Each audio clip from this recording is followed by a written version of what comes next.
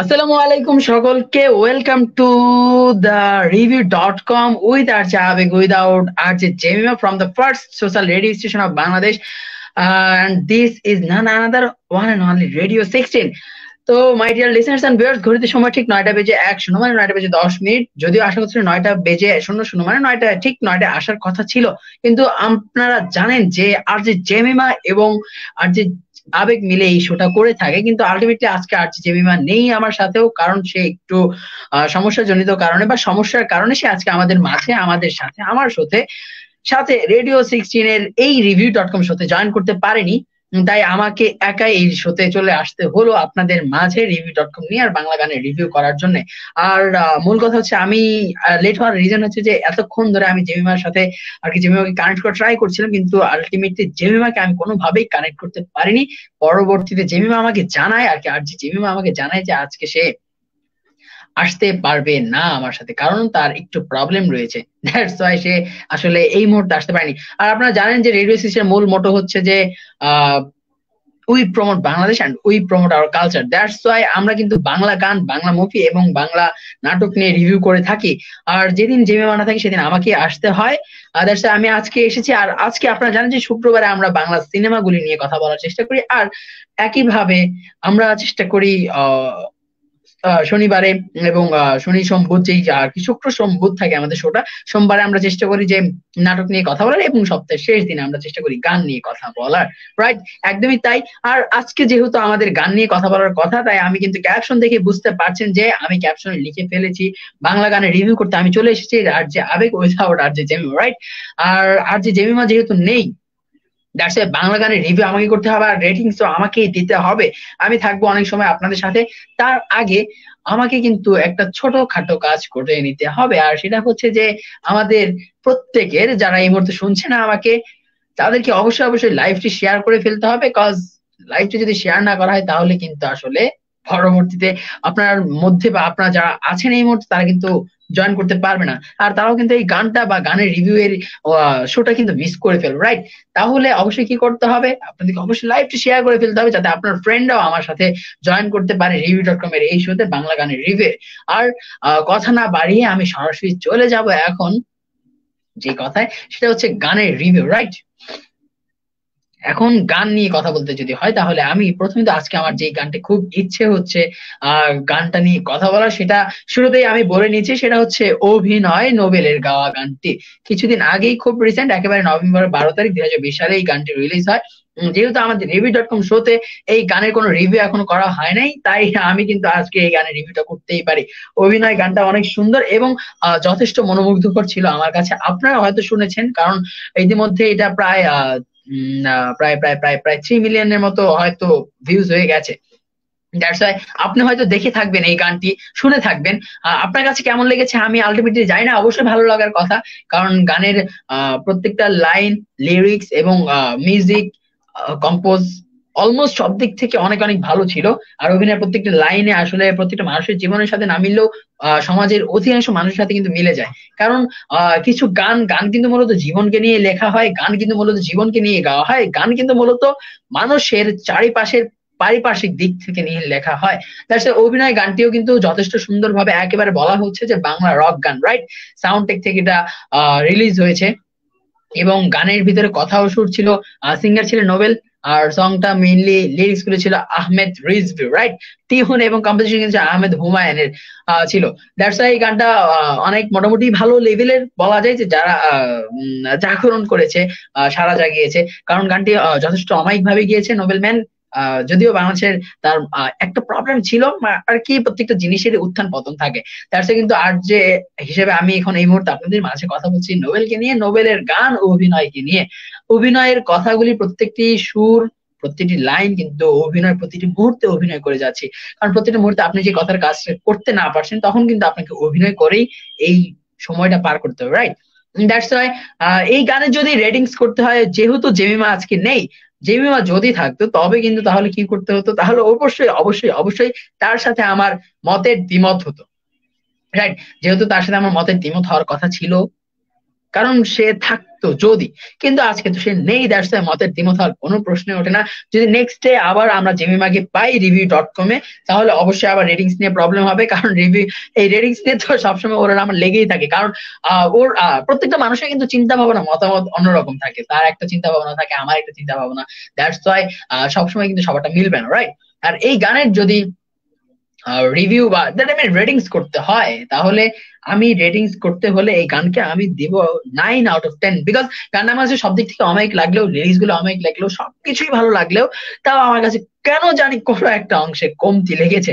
আর সেই কমতি থেকে আমি 9/10 দিয়েছি। আর যদি আজকে আমাদের জেমিমা থাকতো, কারণ জেমিমার এই গানটি অনেক বেশি প্রিয়, আপনারা দেখে থাকবেন। আর যে জেমিমার টাইম লাইনে কিন্তু কিছুদিন আগে সেই গানটা আসলে নিজের টাইম লাইনে পোস্ট করেছে, দ্যাটস সে হয়তো থাকলে আজকে 10/10 দিয়ে দিত, আমার যতটুকু মনে হচ্ছে আর কি।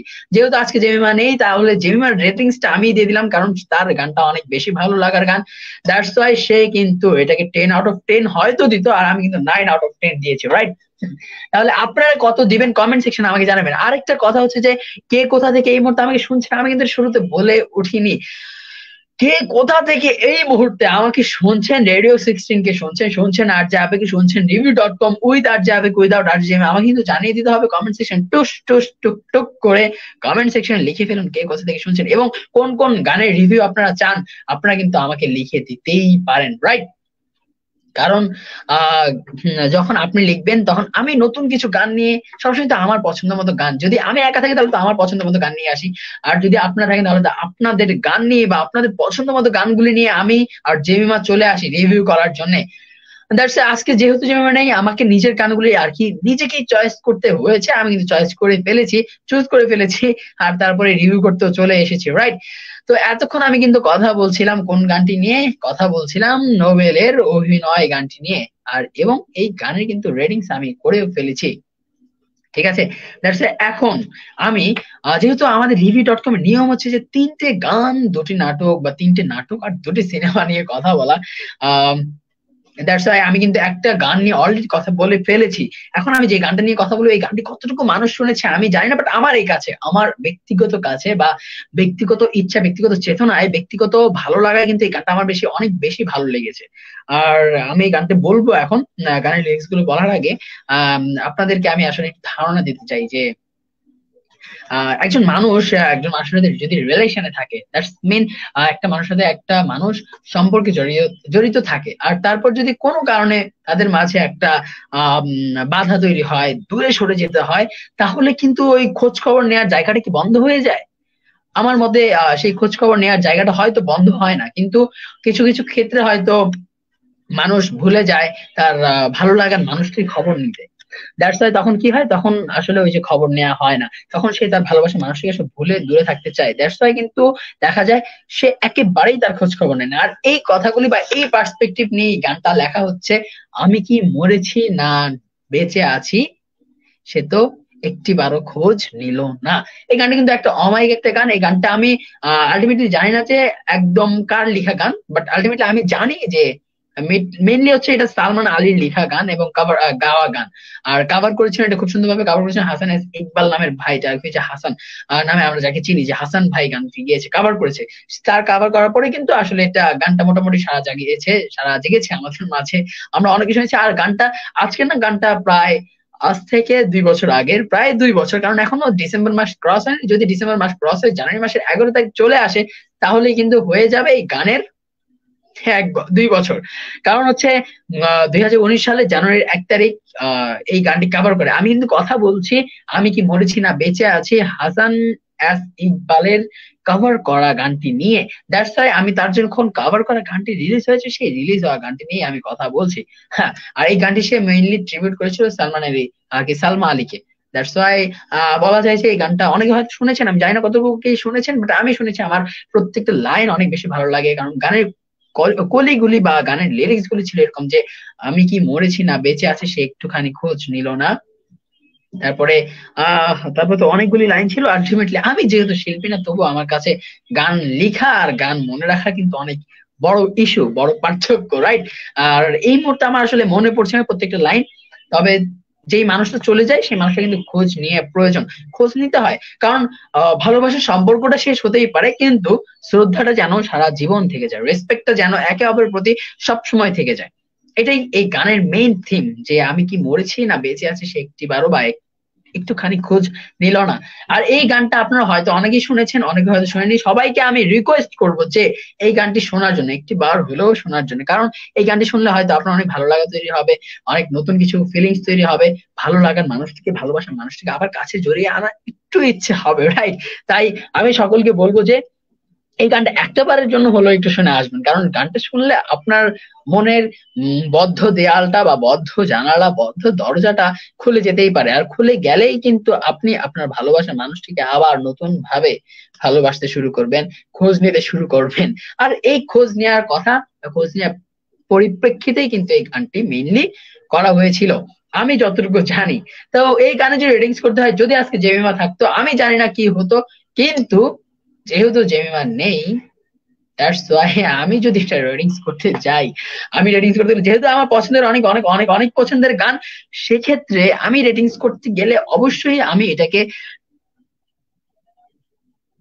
8 দিব। 1 2 3 4 5 6 7 8 8 আউট অফ 10 দেব। সো মানে বিকজ হচ্ছে গানটা অমায়িক ছিল আমার কাছে, এর জন্য আমি 8 আউট অফ 10 দিব। আর যদি যেভাবে থাকতো আমি শিওর ছিলাম যে 7 এর উপরে একটা পয়সাও, সরি, যেহেতু গানের নাম্বারের বিষয়, দশমিকও দিত না, 0.0 0.01 দিত না। বিকজ জেমিমা 7-এর উপরে এটা কখনোই দিবে না, কারণ জেমিমা এই গানটি শুনে নাই।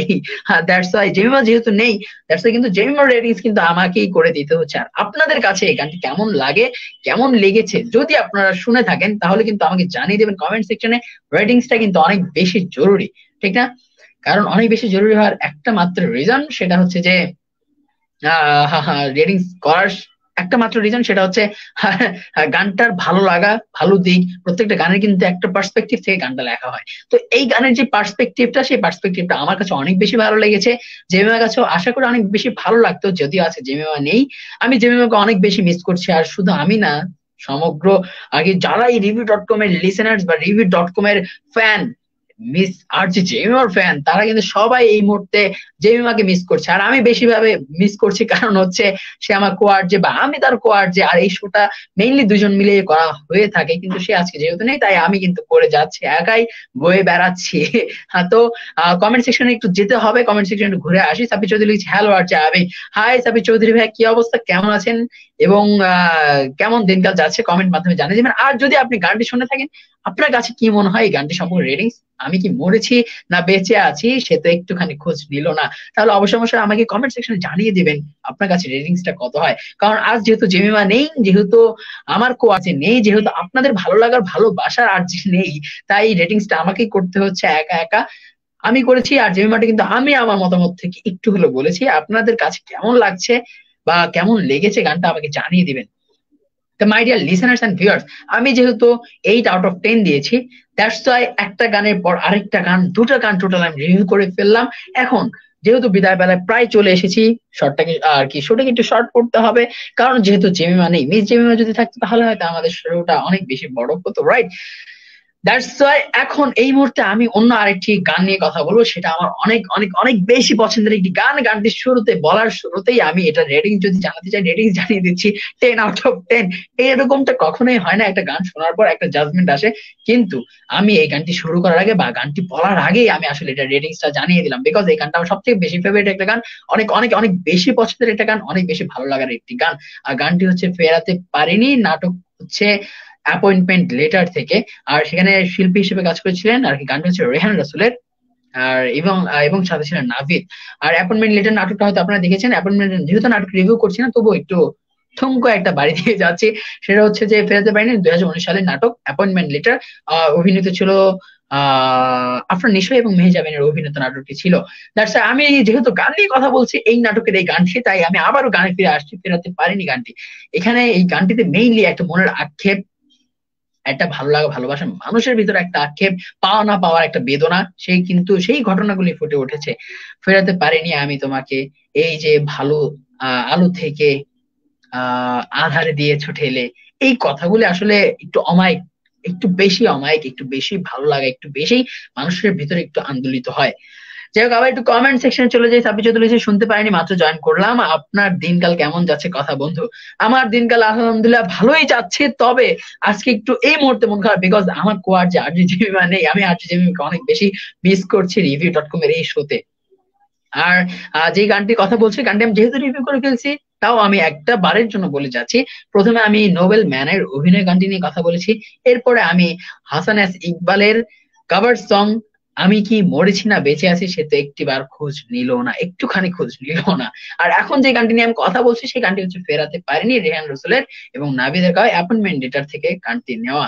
অমাইক একটা গান ছিল, একটা পাওয়া না পাওয়ার একটা আকাঙ্ক্ষা, বা পাওয়া না পাওয়ার একটা ইচ্ছে, বা পাওয়া না পাওয়ার একটা বেদনা, পাওয়া না পাওয়ার একটা বিষণ্ণতা নিয়ে এই গানটি লেখা মেইনলি। আর নাটকটাও কিন্তু একইভাবে একই টপিক নিয়ে, টপিকের উপরে বেচ করে লেখা। আর যেহেতু একটা টপিকের উপরে বেচ করে গানটা নাটকটা লেখা, দ্যাটস কিন্তু গানটাও কিন্তু ওই টপিকের উপরে বেচ করে হবে। দ্যাটস ট্রু, একদমই তাই হয়তো। তো my dear listeners and viewers, যেহেতু ফেরাতে পারিনি ভালোবাসার মানুষটিকে, সে চলে গেছে অন্য কারো কাছে, জোর করে নয়, নিজ ইচ্ছায় নয়, স্বেচ্ছায় নয়, অনিচ্ছায়, অন্যের মতামতের ভিত্তিতে। দ্যাটস ওয়াই একটা মানুষের কিন্তু এই যে একটা বড় কঠিন একটা মুহূর্ত, এই পরিপ্রেক্ষিতেই কিন্তু এই গানটি লেখা। এই গানের রেডিংস আমি শুরুতেই বলে দিয়েছি, 10 out of 10 দিতে চাই আমি, বিকজ আমার অনেক ভালো লাগার অনেক পছন্দের একটি গান। আর যদি জেমিমা থাকতো, আমি ড্যাম শিওর ছিলাম জেমিমা এটাতে সর্বোচ্চ 9 out of 10 দিত।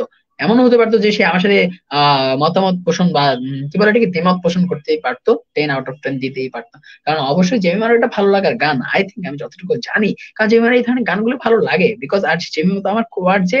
আর শোতে ঢোকার আগে কিন্তু আমরা এইসব নিয়ে কথা বলেই তারপর আসি। ইভেন লাস্ট শোতেও কিন্তু আরজে জেমিমা ছিল আমার সাথে পাশের স্ক্রিনে, কিন্তু আজকে কিন্তু আমার সাথে সে নেই। দ্যাটস আমি একটু মনে কষ্ট, আপনাদেরও মনে হয়তো একটু মনোক্ষুব্ধ হয়ে রয়েছেন। তো my dear listeners and viewers, সকলকে জানাই আজকের মতো এখানেই বিদায়। কারণ হচ্ছে বিদায় বেলা চলে এসেছি। আমার আসার কথা ছিল ঠিক 9টায় উইথ আরজে জেমিমা সহ, যেহেতু আমি আরজে জেমিমাকে কানেক্ট করতে পারছিলাম না, তাই 9টা 10-এ বাধ্য হয়ে আপনাদের মাঝে আমি একাই চলে এসেছি। এবং আবারও সেই 10 মিনিট বিলম্বের জন্য আমি আন্তরিকভাবে সকলের কাছে হাত জোর করে ক্ষমা চাচ্ছি। তো my dear listeners and viewers, সাথে থাকুন সবসময়। আবার আসবো আগামীকাল, যেহেতু আজকে সপ্তাহের শেষ শো রিভিউ.com এর। দ্যাটস ওয়াই আবার যদি শুনতে হয় তাহলে শুক্রবার রাত ঠিক 9টায় চোখ রাখতে হবে review.com from the first social radio station of Bangladesh. This is none another Radio 16. তো my dear listeners and viewers, আবারও সকলকে একটা কথা বলে যাব, আমাদের রেডিও 16 কিন্তু অমায়িক দুটি শো আসতে যাচ্ছে। একটি হচ্ছে লাভ স্টোরি, যেখানে মানুষের পাওয়া না পাওয়া বা ভালো লাগার গল্পগুলো, ভালোবাসার গল্পগুলো শেয়ার করতে পারেন আপনি। লিখে দেওয়ার ঠিকানা থেকে চলে যান রেডিও সেকশনের ফেসবুক পেজ কিংবা অফিসিয়াল অ্যাপ কিংবা ওয়েবসাইটে, এবং যে সেখান থেকে অ্যাড্রেস নিয়ে আপনার লেখাগুলি বা গল্পগুলি পাঠিয়ে দিতে পারেন রেডিও 16 এর লাভ স্টোরি শোতে।